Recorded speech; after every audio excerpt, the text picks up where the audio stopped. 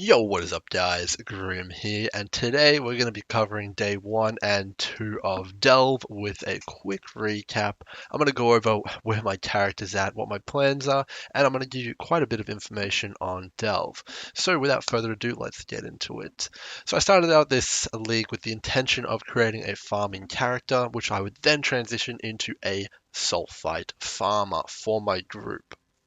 So a soul site farmer would essentially allow us to farm the fuel to power the delves much quicker than otherwise possible, and I would funnel all that sulfite into the person who would be creating the delves, which would be our support. And then I would swap over to my delving character and then do those delves on that character. So that was the plan, and it seems to be working out quite well. However, I have hit a few speed bumps and discovered a few issues. So let's get into the character first. We started out this league, I was playing with just one other person, and I've played pretty much solo or two-man the entire time.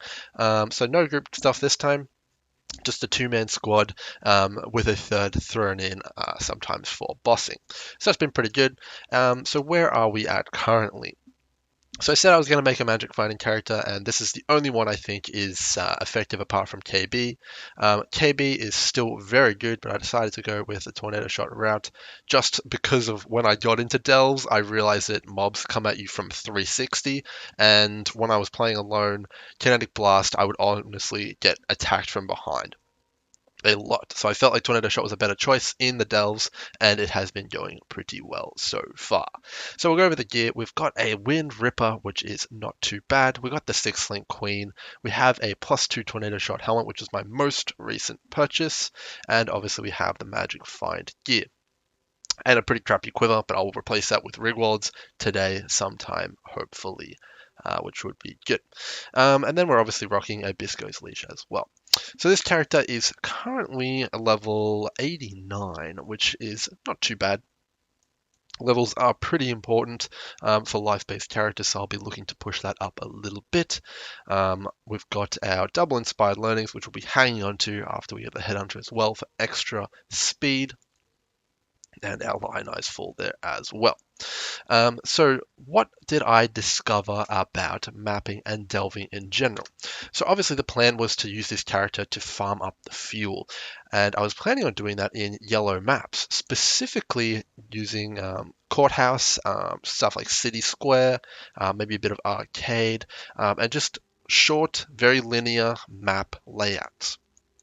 And the reason for this is because you can run to the sulfite really quick, sprint around the map, get it done, go out, new map, and then just farm up all that voltaxic sulfite, which you need. So I'll talk about that in a second. All this character's missing though now is Rigwald's Quills, Uberlab, and the Headhunter. So I'll be getting on that, but I'm going to have to add a few more items to that list due to what we're about to talk about. So, voltaxic sulfite is the fuel needed to cover the delves. So initially, I didn't think this was going to be too much of a problem, but it seems the bottleneck on actually doing very deep delves is actually the fuel. The fuel costs increase, it seems, very quickly as you go down deeper. So let's say we're at depth, I don't know, let's pick depth 132. A normal delve would cost maybe a short one like this, 110 sulfite. But if you go down to a further depth and we pick a similar one, you'll actually notice that it goes up a lot more. Let me try and find a similar one here. Probably something like, I don't know, this might be comparable. But yeah, the point is anyway that it goes up quite steeply. So much to the point where you actually need to be farming higher tier maps. And the reason for this is that the higher the tier map you're doing, the more sulfite you'll get. And it's a big difference. So in a yellow T9 map, I'm probably getting around 100 to 113 solo. And then in a red tier map, maybe a T13, you'll be getting like 200 solo. So it's almost double, which is a very large difference. So if you're really looking to push the delves and try and get there as in a timely manner, you're probably going to have to be running red maps, specifically Elder red maps. You'll probably get the most sulfite in T16. So another thing to realize about delves is in groups, when you get into a map and you click on the voltaxic sulfite in that map, it is split between everyone around the voltaxic node, with a bit of additional sulfite thrown in. So in a map like this one here where I was getting that 113, if I had two players, I'd probably be getting around 60 to 70 instead of 113. So you definitely have to kind of realize that you're going to be getting and accumulating sulfite slower if everyone stands around the sulfite in the group, which is not necessarily optimal. So we've got a bit of a problem here because the fastest way to get sulfite is to play in groups and just zoom through the maps. But at the same time, it's going to slow you down now because if everyone's near the sulfite, it gets split between everyone, and you only want the sulfite on the main character doing the delve. So there is a bit of a solution to this, and the solution is that you have the person who is doing the delves and you're pushing the delves with, stay behind, no one clicks the node, and the rest of the group moves forward until they're out of range, and then they click the sulfite and they'll get the full amount. That way you're speed clearing as a group, but you're also putting all the sulfite into the main guy who's going to be doing the delves, which in our case will be our curse support. So that's how we're planning on doing the sulfite thing, and that's looking pretty good. So again, I'm just going to talk really quickly about the character I'm playing. So with that now, we know that we have to get high tier maps for more sulfite because it's going to be a big limiting factor at like delve level 1000 or something. I'm going to have to change out a lot of gear here to get more damage on my character and drop off the MF gear. So because we'll be doing T16 maps instead of T9s. I'm gonna have to rethink my plan a little bit. I'm probably gonna have to pick up stuff like a Dying Sun, a Taste of Hate. These are definitely gonna have to go. No MF. I'm probably gonna have to get Tomb Fist and Bubonic Trail and stuff like that, and be rocking a full damage character with life for this setup instead. And that is actually why I got a rare helmet after realizing this instead of a Devoto's Devotion for the secondary projectiles. So that's pretty cool and pretty important to note.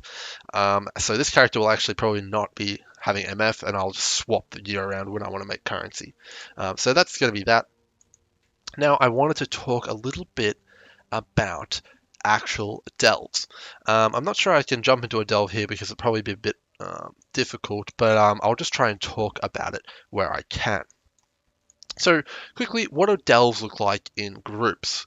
So it's actually pretty fun and pretty cool. However, there are a few bugs. So I had a lot of questions about how delves in groups were going to work, and most of them got answered pretty early.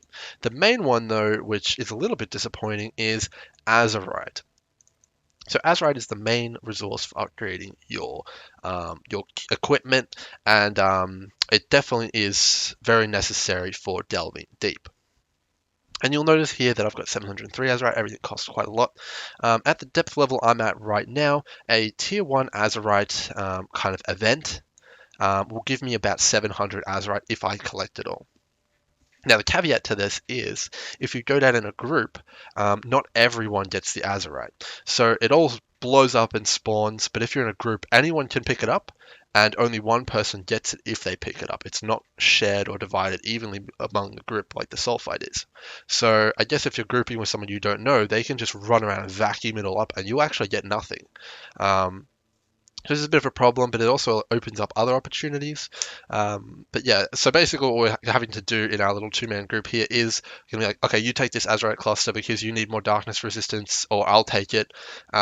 So yeah, you're going to have to kind of do a bit of management there on who gets the Azurite. But I haven't encountered any like, oh no, I need more Azurite to continue. I've never encountered that. It's been just fine even though we're splitting it. So it hasn't been a limiting factor at all, which is pretty cool. So just on the upgrades, I just want to quickly talk about them and which ones I've been focusing on. So currently, I have my sulfite capacity at 2500.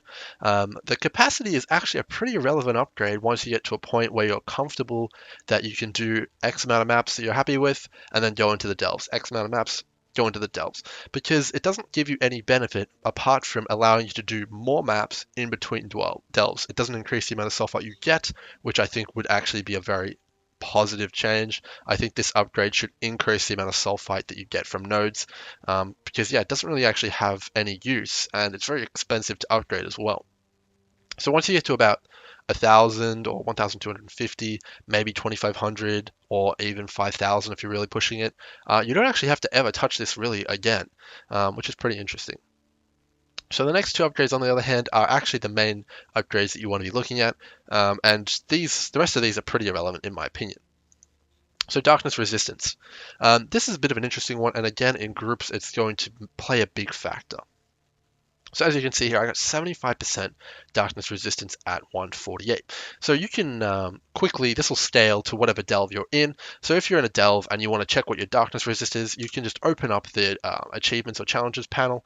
And whenever you're in that delve, this will change to whatever level you're in. And then you can actually see it. It'll scale your darkness res to where you are. So I'm capped right now at 148, and that's pretty good.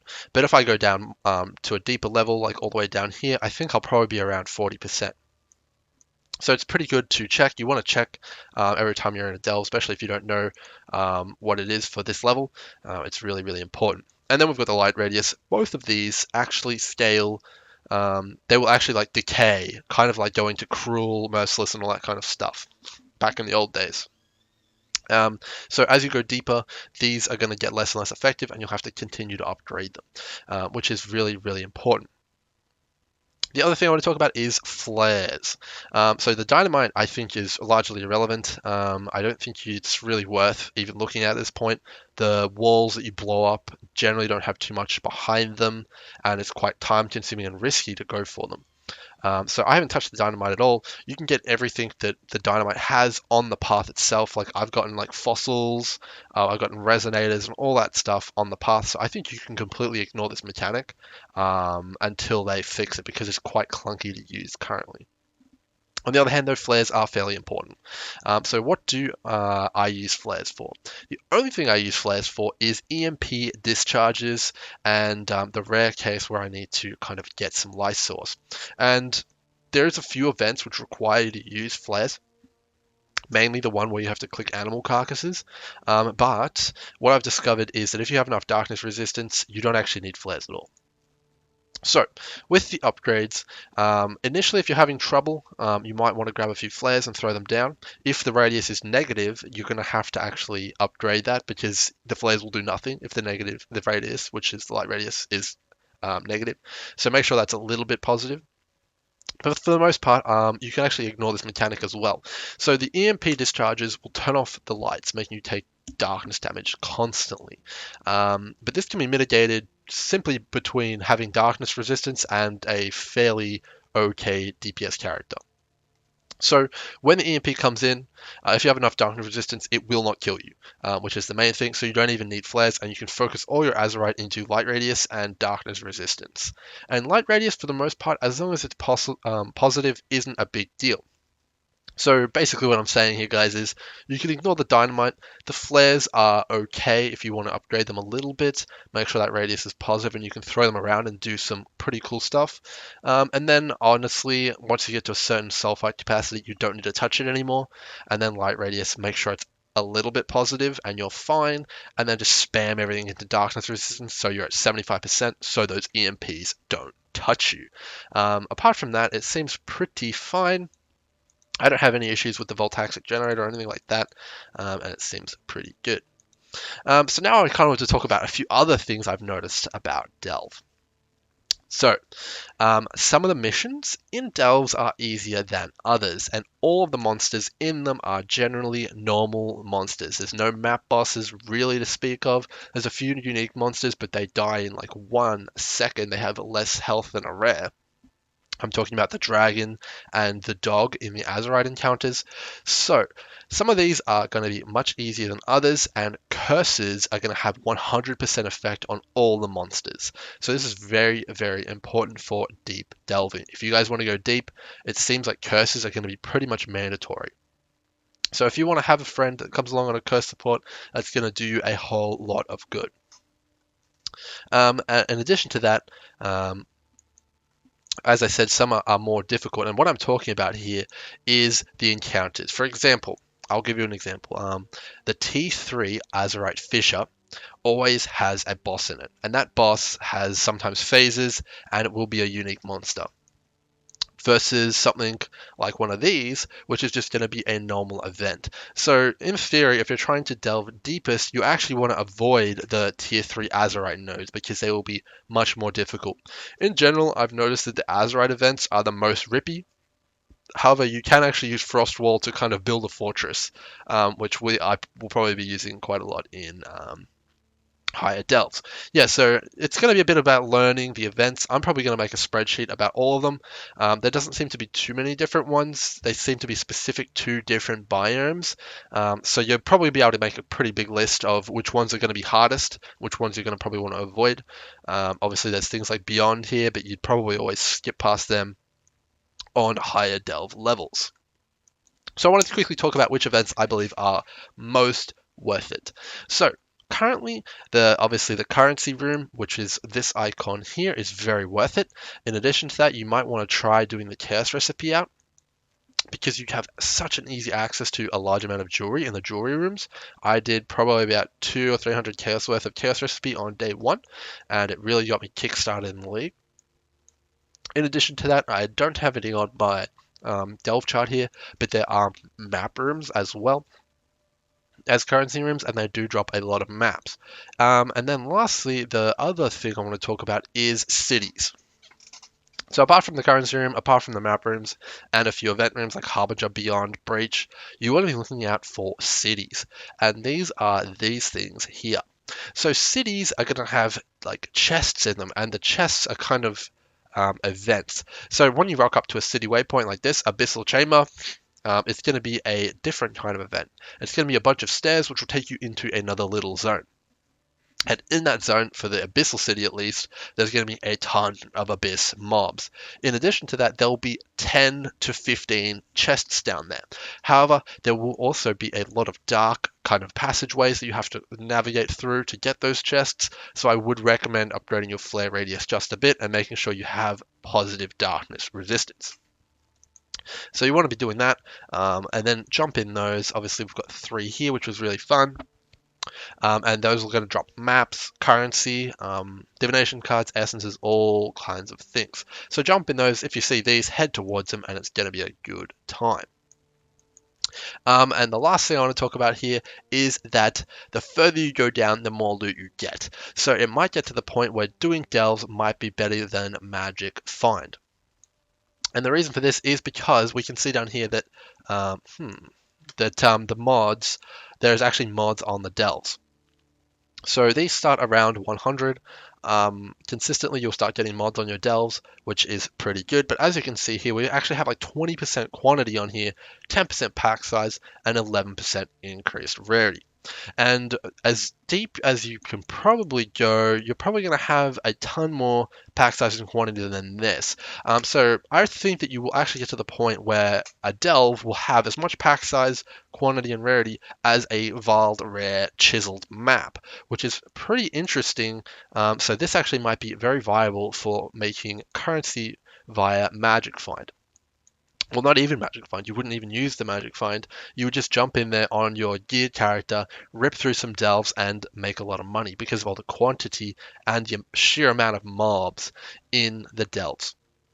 So to check the mods on your delves, you can just hover over these things here, these biomes. And this video is getting a bit too long, so I can't really talk about the biomes, but there will be a video coming up with lots of stuff on delve. But yeah, just check out the mods. It's pretty good. So where am I going to be going from here? So today I'm probably going to try and farm up my quiver and do Uber Lab, as I said. Maybe get started on the Headhunter fund and maybe get the Headhunter tomorrow. But I haven't been going too hard, so I'll probably just chill out and try and get the Headhunter tomorrow. And then after that, it's going to be into full-on farm mode for our PvE delve year.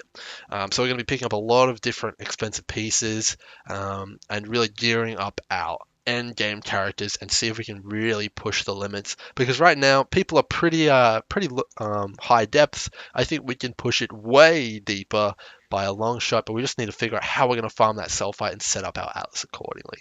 So hopefully you guys have enjoyed this update. It's been a bit long. I'll see you guys in the next video tomorrow. Cheers, and expect a delve guide coming out pretty soon.